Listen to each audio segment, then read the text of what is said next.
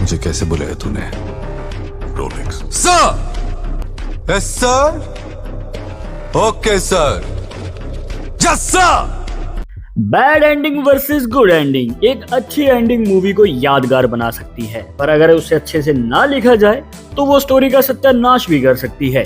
और कुछ लोग तो कंफ्यूज रहते हैं फाइनल एक्ट, क्लाइमैक्स और एंडिंग के बीच में। जी हाँ, ये तीनों अलग अलग हैं, पर कंफ्यूज होने की जरूरत नहीं है। मैं किस लिए बैठा हूँ, मैं आपको एक एक करके डिटेल में बताऊंगा, इसके बाद कोई भी डाउट नहीं रहेगा। सबसे पहले बात करते हैं फाइनल एक्ट। ये मूवी के आखिरी के 15 से 20 मिनट होते हैं जहाँ पे स्टोरी के पीसेस को जोड़ा जाता है, या फिर ये कहें कि स्टोरी का कंक्लूजन होना शुरू होता है। यहाँ पे एक एग्जांपल लेते हैं आवारापन मूवी से, जहाँ पे शिवम जो कि इमरान हाशमी का कैरेक्टर है, वो अपनी कब्र से निकलता है क्योंकि उसे जिंदा गाड़ा गया था। और जब शिवम क्लब में जाता है, वहाँ पे रीमा को सभी गैंगस्टर्स के सामने से बचा के निकलता है, तो यहाँ से फाइनल एक्ट शुरू होता है। इसके बाद आता है क्लाइमैक्स। इसमें बड़ी फाइट होती है, बड़ा बैटल होता है जिसमें हीरो विलन को हराता है, पर कई बार हीरो खुद भी मर जाता है। और इसकी एक एग्जांपल हम आवारापन मूवी से ही देखते हैं, जहाँ पे शिवम रीमा और उसके बॉयफ्रेंड को पीछे भेज देता है और आगे से उनको डिफेंड करने के लिए गैंगस्टर्स पे गोलियां बरसाना शुरू कर देता है। इस बीच में कुछ गोलियां उसको भी लग जाती हैं और कुछ लोग तो क्लाइमैक्स को ही एंडिंग मान लेते हैं, पर ऐसा बिल्कुल भी नहीं है, क्योंकि एंडिंग अलग होती है। जो क्लाइमैक्स के बाद कैरेक्टर के साथ होता है वो होती है एंडिंग। एग्जाम्पल के लिए, जब रीमा अपने देश मतलब पाकिस्तान पहुंच जाती है, तो वहां पे जाके वो बताती है कि शिवम के सैक्रिफाइस ने कैसे उसको बचाया, कैसे उसकी वजह से वो अपने देश में लौट पाई। आई होप अब आपके सारे डाउट्स क्लियर हो गए होंगे। और आज की वीडियो में हम सिर्फ बात करेंगे एंडिंग्स के बारे में, जिसमें 3 तरह की एंडिंग्स आती हैं: हैप्पी एंडिंग, सैड एंडिंग और ओपन एंडिंग, जिसमें हम देखेंगे बैड और गुड एग्जाम्पल। सबसे पहले बात करेंगे हैप्पी एंडिंग के बारे में। पर आगे बढ़ने से पहले बता दूं भाई, यहाँ पे बहुत सारे स्पॉयलर्स होने वाले हैं, तो अपने रिस्क पे देखना। सबसे पहले देखेंगे bad example in a happy ending.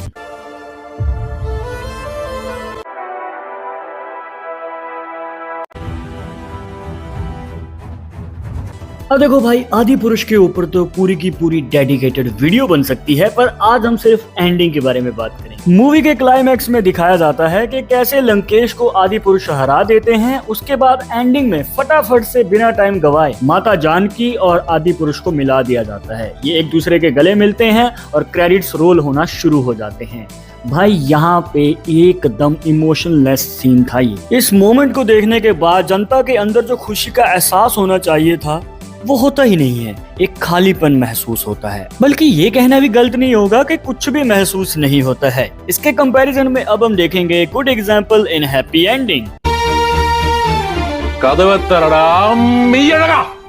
और देखो भाई, इस मूवी को मियाजागन कहें या मिडगन कहें, पर भाई इस मूवी की एंडिंग हिट करती है। मतलब पूरी मूवी में एक सस्पेंस बना के रखा जाता है कि भाई इस कैरेक्टर का नाम क्या है। बल्कि हमारा मेन कैरेक्टर उसके घर में भी जाता है, उसके साथ खाना भी खाता है और उसके घर में एक रात भी बिताता है, पर बहुत कोशिश करने के बाद भी उसको उसका नाम तक याद नहीं आता, तो वो चुपचाप उसके घर से चला जाता है। और एंडिंग में जब वो उसके घर में वापस जाता है, तो वहां पे उसको वो पहली बार उसके नाम से बुलाता है।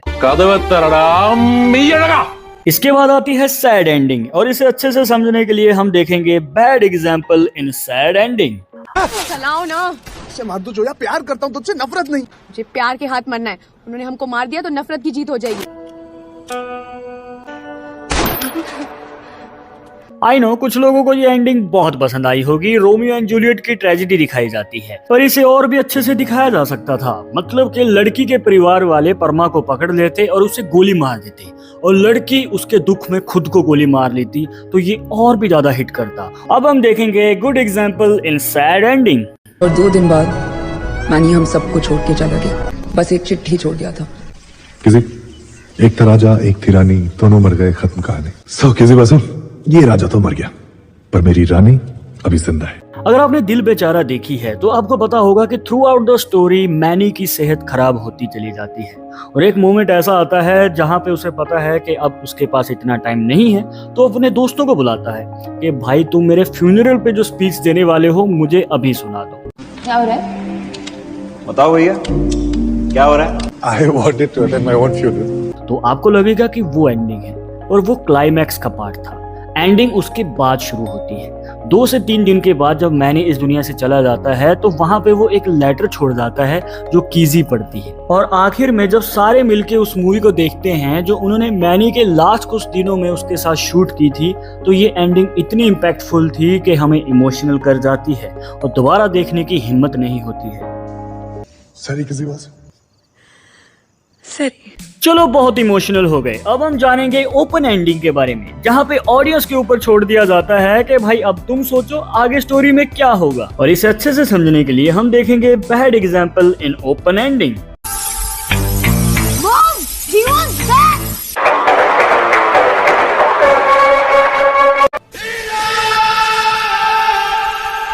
आई नो यहाँ पे उन्होंने रावण का पार्ट 2 लाने की सोची थी, जिसकी वजह से जीवन को एंडिंग में वापस लाया जाता है, पर इसकी वजह से भाई जो जीवन ने सैक्रिफाइस किया था मूवी में वो वेस्ट हो जाता है। सैक्रिफाइस की वैल्यू खत्म हो जाती है, जिसकी वजह से जीवन जब वापस आता है तो हमें खुशी नहीं बल्कि निराशा होती है कि भाई इसको लाने का फायदा क्या हुआ। और इसके कंपैरिजन में अब हम देखेंगे good example in open ending. 27 साल साम्राज्य बनाने में मुझे 27 साल लगे। जो भी उसका सर लेके आएगा उसका होगा। विक्रम मूवी हम सब ने जब पहली बार देखी थी तो किसी ने नहीं सोचा था कि एंडिंग में हमें रोलेक्स का कैरेक्टर देखने को मिलेगा जो कि सूर्या प्ले करने वाले हैं। और यहाँ पे भाई बहुत थोड़े टाइम के लिए होता है ये कैरेक्टर, पर इसे इतने अच्छे से लिखा गया है कि भाई इसने आते ही भौकाल मचा दिया और एक अलग ही लेवल की हाइप क्रिएट कर दी है। और ये इतनी खतरनाक ओपन एंडिंग बन गई है जिसका जवाब जानने के लिए हम वेट कर रहे हैं कि कब रोलेक्स का कैरेक्टर किसी एलसीयू की मूवी में वापस आएगा। इनके अलावा एक और ऐसी एंडिंग होती है जो कि शॉक कर देती है और वो शॉक हमें हमेशा याद रहता है। और इसे अच्छे से समझने के लिए हम देखेंगे महाराजा मूवी की एंडिंग को। पता होता कि तू इतना बोलती है तो उसी दिन तुझे मार दिया होता।